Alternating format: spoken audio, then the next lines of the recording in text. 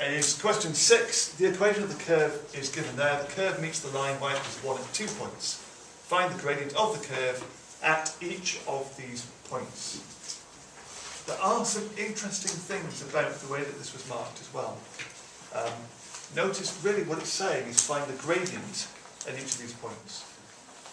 And actually, I think it's not really telling you to connect that with the coordinates of the points.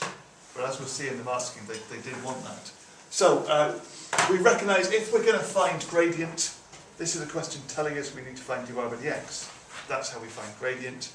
It's expressed implicitly, so we need to differentiate that with respect to x, don't we? So we're going to go through and we're going to differentiate each term with respect to x.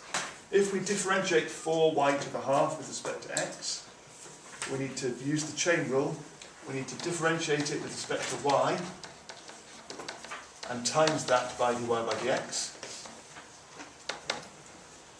The second one, if we differentiate that with respect to x, that is going to be a product rule. We'll come to that in a moment. And the third bit, if we differentiate with respect to x8, we know we're going to get 0, so that will sort itself out. So this first one, differentiate that with respect to y, and we get 2y to the minus a half times dy by dx. So 5 times 4, I'll take one away from the power. This is a product, so it's the first thing times the derivative of the second, plus the second times the derivative of the first. 8 would differentiate to 0, so we've got 0 there. We don't have to find what dy by dx is. All we have to do is to find the gradient when it meets the curve. So we'll come to that later. But I think I do want to find what dy by dx is because it's nice to do that. So dy by dx times 2y to the minus a half plus x squared is equal to minus 2xy. So dy by dx is minus 2xy over 2y to the minus a half plus x squared. And we'll set things in. At this point, we're noticing a slight flaw with what's going on here. We found dy by dx, we've got y, we haven't got x. So we have to go back and find the x values that we need to find. So if y equals 1,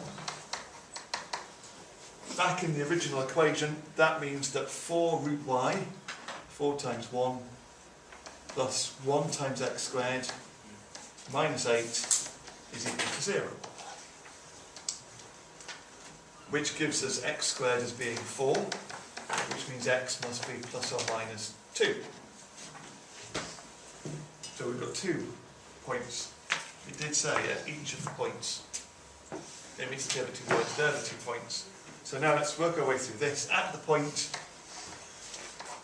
2, 1, dy by dx is, so what have we got there? Minus 2 times 2 times 1 over 2 over root 1, which is 2, plus 2 squared, which is 4.